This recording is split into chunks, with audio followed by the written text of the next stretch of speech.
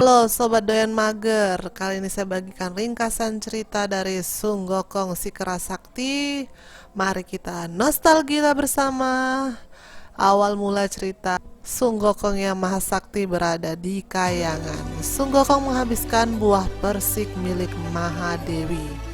Kaisar Langit sangat murka, lalu memerintahkan Dewa Erlang beserta 30.000 prajuritnya untuk menghancurkan Gunung Huakong sampai rata dengan tanah. Ampun deh ya. Akhirnya pertarungan sengit terjadi di antara 30.000 pasukan langit, cus, dan 10.000 pasukan kera. Gila, banyak banget 10.000 pasukan kera.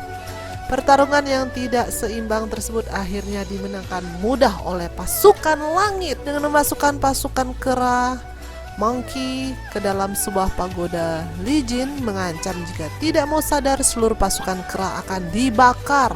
Waduh, kasihan juga ya, sampai menjadi abu. Sung Gokong akhirnya berpikir, what I should do. Apapun yang terjadi, biarkan saja. Bohlah apa karepmu wes. Bukankah Sung Gokong sangat sakti?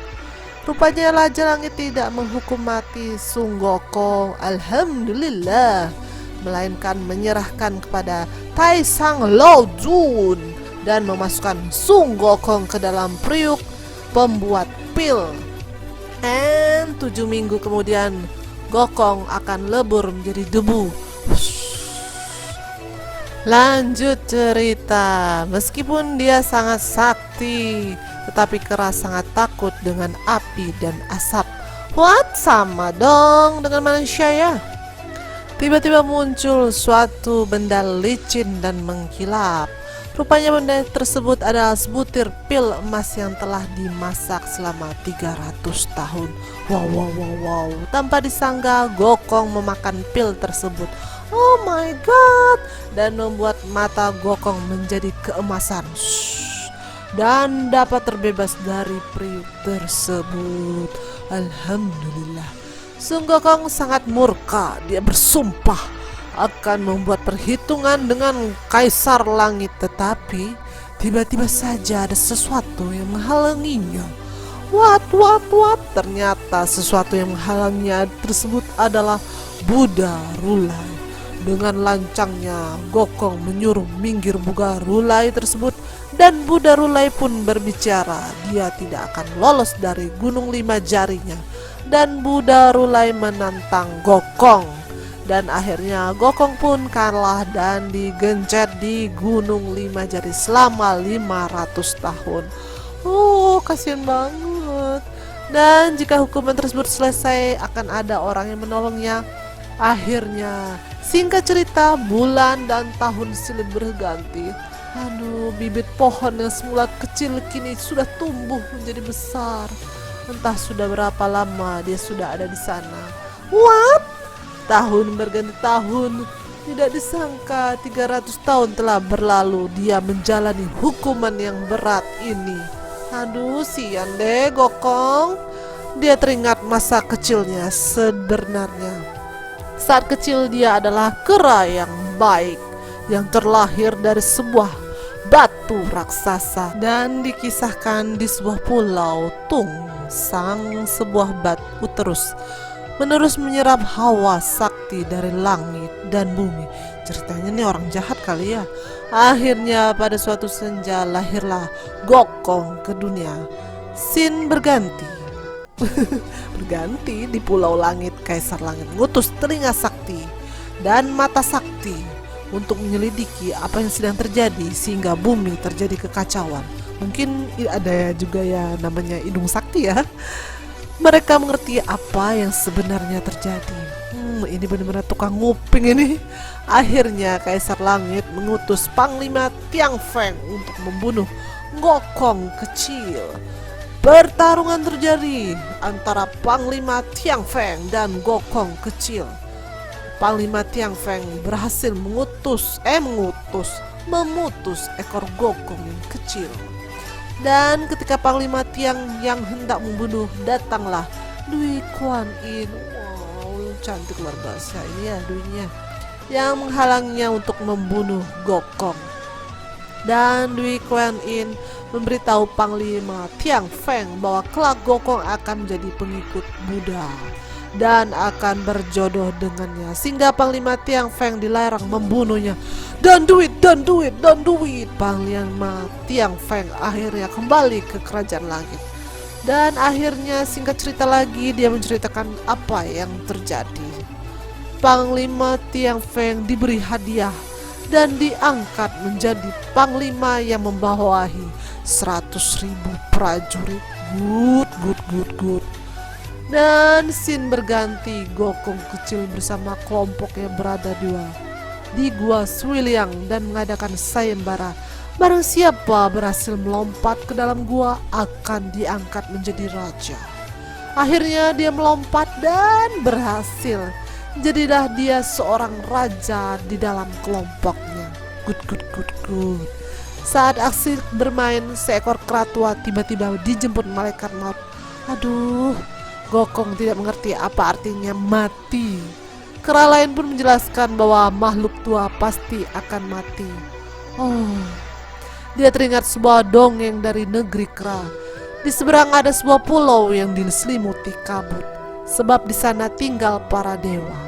Dia bertekad, aku bertekad untuk menemuinya. Dan ia bertekad menguasai ilmu awet muda. Aduh, aku juga pengen awet muda nih. Ganti scene lagi di istana Panglima Tiang Feng. Para dewa datang untuk memberi ucapan selamat atas istana barunya. Saat sedang berkumpul, terdengar suara minta tolong. Tolong. Terlihat ada seorang gadis sedang dikejar anak panah, dan Wukang pun menolongnya. Alhamdulillah. Beberapa saat kemudian Mahadewi pun tiba, dan gadis yang ditolong Wukang tersebut mengenalkan diri dan ingin mengetahui dan menemui sang dewi. Sang Mahadewi pun ingin dia menceritakan tentang dirinya. Cheng E pun bercerita bahwa saat ini di awal kehidupan di angkasa ada 10 matahari. Suatu hari muncul seorang pemberani bernama Hao Yi. Ia mahir memanah, dan demi menyelamatkan penduduk dia memanah 9 matahari tersebut. Dan akhirnya langit pun hanya tersisa 1 matahari saja. Sejak itu kehidupan mulai bersemi lagi, dan bumi pun hijau kembali. Alhamdulillah. Hao Yi pun diangkat menjadi kaisar. Tak taunya setelah menjadi penguasa, Hao Yi sangat kejam. Cheng E dipaksa masuk istana untuk dijadikan selirnya.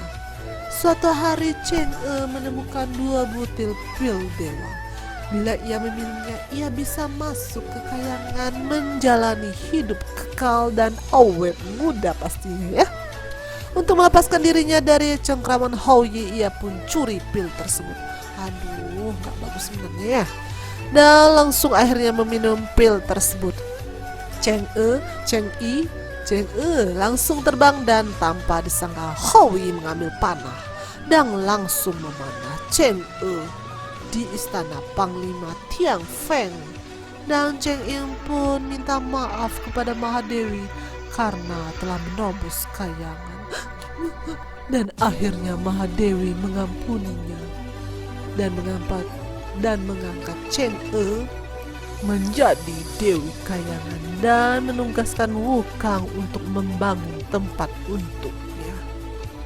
Scene berganti, dan singkat cerita, Gokong kecil masih berpikir untuk menyeberangi lautan. Tanpa sengaja dia melihat sebutir kelapa yang tidak tenggelam di laut, dan muncullah ide. What should I do? Akhirnya Gokong pun berhasil mengapung dan berhasil sampai ke tepian. Akhirnya disampai ke tempat para dewa seperti yang dikatakan dalam dongeng. Di sana ia melihat orang sedang melakukan atraksi pukulan. Ia pun berpikir, apakah dia dewa? Ia pun melihat pesulap yang sedang melakukan pertunjukan menghilang. Wow. Ia berpikir, dia pasti dewa, dan dia mengikuti orang tersebut. Dan tidak disangka, orang tersebut malah menangkap Gokong kecil dan mengurungnya. Wow. Di dalam kurungan, Gokong kecil menirukan ucapan pesulap dan membuat pesulap kagum dan mengajaknya membuat pertunjukan. Aduh, Gokong ini nampaknya jadi tukang sulap nih akhirnya ya. Tanpa disangka, di dalam pertunjukan, Gokong kecil membuat pesulap malu dan memukul Gokong kecil. Akhirnya Gokong pun kabur. Oke, hari ini ringkas cerita untuk Gokong. Berlanjut lagi untuk episode 2-nya ya. Jangan lupa untuk like dan subscribe-nya ya. Bye-bye.